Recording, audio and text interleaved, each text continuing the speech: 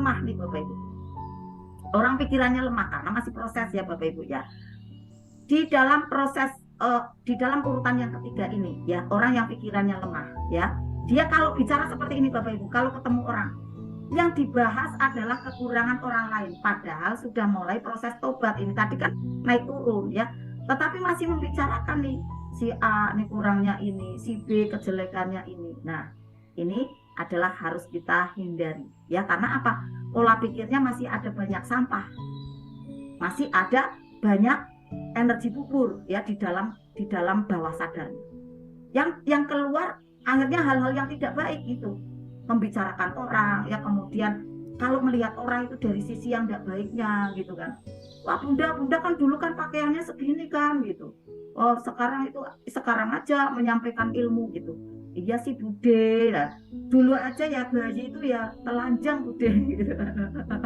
Ini contohnya gitu ya. Contohnya gitu kan. Jadi kita pada saat ada orang yang kok kayak gini ya orangnya, kita senyum aja keren gitu kan, menyampaikan ada ya bayi aja dulu telanjang kok bude waktu lahir gitu kan, tapi kan lama-lama berproses gitu kan, lama-lama kan berhijab gitu kan. Jadi kita tetap dalam kondisi yang bahagia ya. Misalnya kita ketemu orang yang posisi urutan ketiga ini Bapak Ibu ya, dan hindari kita jangan sampai ada di posisi yang ketiga ini, karena kemarin materinya saat kita menyampaikan ketidakbaikan orang lain, kita kan di dalam sadarnya ingin orang lain itu baik sebenarnya kita bicarakan, tetapi bawah sadarnya kita menarik hal-hal yang tidak baik masuk ke dalam diri kita. Ternyata pada waktu kita ngomongin tidak baik orang lain, kok kita sendiri yang kepalanya tidak ringan gitu ya, loh kok saya pening gitu ya, loh saya kok kayak gini rasanya tidak nyaman, karena energi buburnya masuk gitu ya. Kemudian urutan yang kedua Bapak Ibu, urutan yang kedua adalah orang yang pikirannya sedang saja. Yang dibicarakan apa nih? Yang dibicarakan kejadian macet lah gitu ya, kemudian hujan lah, deras lah kayak gitu. Kemudian apalagi keadaan yang dibicarakan gitu. Ya sih enggak ngomongin orang, enggak ngomongin, udah lebih baik Bapak Ibu ya. Oh di sana macet, oh di sana keadaannya kayak gini gitu. Jadi yang dibicarakan adalah keadaan gitu ya. Padahal kita enggak menginginkan ada macet, tapi membicarakan macet gitu ya. Akhirnya terjadi ada doa di sana, macetkan kebahagiaanku, macetkan ada rumah tanggaku, macetkan rezekiku gitu Bapak Ibu. Lama kelamaan kan seperti itu. Maka kita jangan membicarakan yang kedua ini pula ya. Jadi kita hindari yang kedua ini, membicarakan keadaan itu diulang-ulang gitu. Jangan sampai ya. Kita ingat, karena pada waktu membicarakan hal yang tidak baik ya, apalagi diulang-ulang berapi-api, itu adalah bisa jadi nasib diri kita, bisa menjadi doa gitu, doa yang ampuh gitu ya, karena rasamu adalah doa ampuhmu. Kita berapi-api membicarakannya gitu kan ya. Nah membicarakan berapi-api yang baik-baik saja ya. Nah yang pertama, yang urutan pertama yang terbaik nih Bapak Ibu, Masya Allah, orang yang pikirannya kuat nih Bapak Ibu, nih hasil dari berhijrah, hasil dari taubat. Orang pikirannya kuat nih Bapak Ibu, kalau ketemu orang yang dibicarakan ide gitu, yang dibicarakan adalah gagasan untuk membuat keadaan sekarang ini yang mungkin tidak mudah menjadi berubah. Berubah apa? Berubah menjadi lebih baik lagi. Nah, sekarang ini coba Bapak Ibu klasifikasikan, Bapak Ibu termasuk di golongan yang mana? Yang ketiga, yang kedua, apa yang pertama? Gitu ya. Saat ketemu dengan orang lain, kita kok bicaranya kok gagasan gitu ya. Kemudian kita bicaranya adalah ide untuk bisa merubah peradaban nih ya. Merubah peradaban yang tidak baik. Oh, gimana nih caranya nih bisnis nih ya, biar nanti bisa lebih maju nih, gimana nih kayak gitu ya. Ini gimana cara untuk berdagang nih sembako ya, biar nanti orang kok pada seneng. Itu ada cara-cara itu. Mau bertanya ya, mau untuk memberikan ada warna ya, lebih maju lagi nih bagaimana nih kayak gitu ya. Jadi muncul ide-ide, gagasan-gagasan untuk apa aja nih? Kemajuan ekonomi, kemajuan sosial, kemajuan spiritual. Gitu Bapak Ibu ya. Ketemu orang tidak ada keluhan, tetapi justru membantu. Ada apa Bunda? Ada apa Ayah? Gitu kan. Wah, di mana rezeki ini ada solusi gitu kan. Jadi gagasan yang disampaikan ya. Nah, orang yang pikirannya kuat seperti ini ya, yang dibicarakan ide dan gagasan untuk membangun. Orang yang pikirannya kuat, ciri dari orang yang spiritualnya tinggi, kesadaran spiritualnya menjadi maksimal.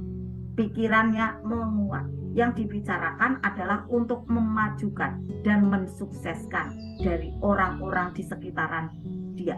Otomatis dia nanti akan terikut sukses. Karena pada waktu mensukseskan orang lain, sebenarnya dia akan disukseskan oleh Allah. Dimudahkan untuk suksesnya ya. Nah, orang yang semacam ini orientasinya sudah bukan untuk diri sendiri saja. Nih, orang-orang yang seperti ini, Bapak Ibu. Kita lihat Ustadz Nas.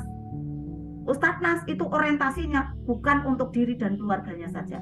Bahkan sudah orientasi untuk negara. Bagaimana nih negara terbebas dari yang 7 triliun gitu kan.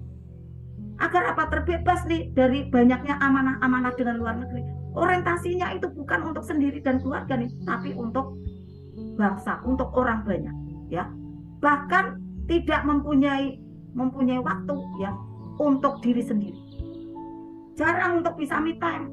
Gimana mau facial, enggak sempat. Facialnya pakai air wudhu gitu Bapak Ibu. Enggak sempat mau pijit, mau kemana, enggak sempat Bapak Ibu.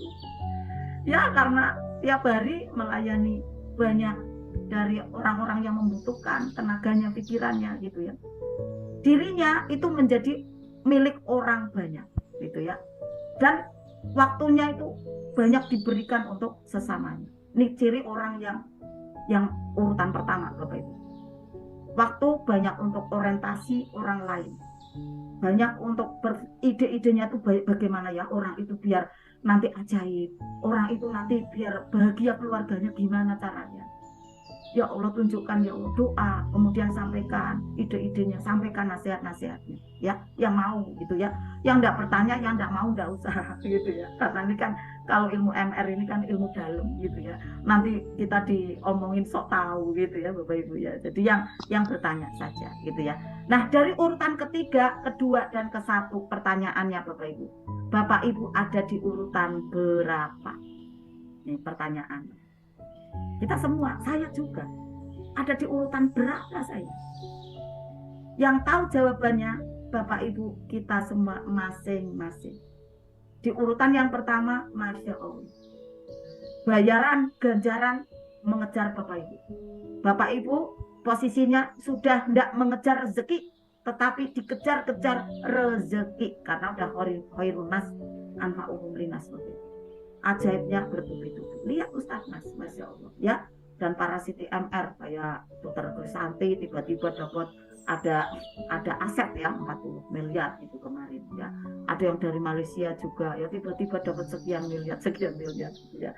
Masya Allah tabarakallah gitu ya. Ini kurang lebihnya ya, bukan berarti adalah kita standarnya dari ajaib itu materi, itu bukan Bapak Ibu. Standarnya bukan materi saja gitu ya.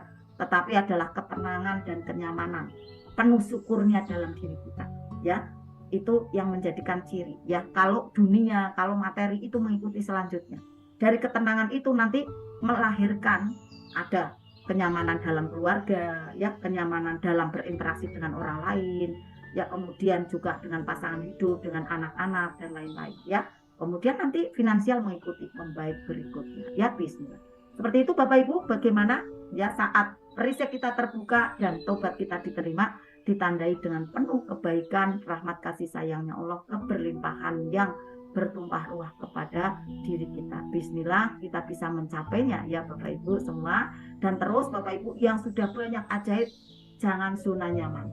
Jangan kemudian abai atau selesai dari belajar atau dari praktek. Jangan Bapak Ibu. Sayang, karena turun tangga. Nanti naiknya kembali tidak mudah gitu ya Bapak Ibu semua. Nah ini untuk materinya, mari untuk kita lanjutkan. Alhamdulillah jam 9 karena kita ingin sekali lebih awal ya, lebih awal untuk selesainya, bukan berarti saya cepet-cepetan ya, tetapi karena banyak yang usul juga agar jangan terlalu malam. Oke ya. Nah kita kurang lebihnya nanti adalah 40 menit membaca Al-Quran, kemudian dengan sistem tahadus nafas ya Bapak Ibu, duduknya sikap sempurna ya, apalagi ini di situasi milad ya, milad RMR, milad RMFLOP ya, sikap sempurna, tegak ya, kemudian nanti lepas nafasnya, ambil lagi bersamaan dibaca ya, agar apa? Menciptakan ada rasa sabar di dalam diri kita itu mudah sekali karena paru-paru kita itu melebar ya, melebar. Kemudian kerennya itu benar-benar mudah gitu ya, mudah sekali untuk berlatih. Keren sampai di dalam diri itu udah ada kebencian, udah ada kemarahan, udah ada tertrigger, udah selesai saat itu juga. Tumbukan pertama langsung ajaib. Itu ya Bapak Ibu semua, nih cara untuk menarik rezeki dahsyat dengan cara Allah. Latihannya adalah dengan membaca Al-Quran dengan sistem tahadus nafas ya. Masya Allah, tabarakallah, kajian kita ilmunya insya Allah daging sekali, karena ini penting untuk mengingatkan diri kita bagaimana untuk bisa buka perisai. Materinya beda dari SHMR dan THMR ya. SHMR itu buka perisai, kemudian THMR-nya adalah turun garis kebenaran. Nah, kajian buka perisai ini adalah banyak sekali sebenarnya Bapak Ibu, dan kita bisa nanti ulik ya, bisa kita sampaikan di setiap sesi kita berlatih seperti ini ya, tentunya dengan beda-beda ya, dengan beda-beda ini ya, apa kajian gitu ya, beda-beda judul pula ya, tidak buka perisai terus karena materinya kan juga bermacam-macam gitu ya Bapak Ibu semua. Semoga bermanfaat.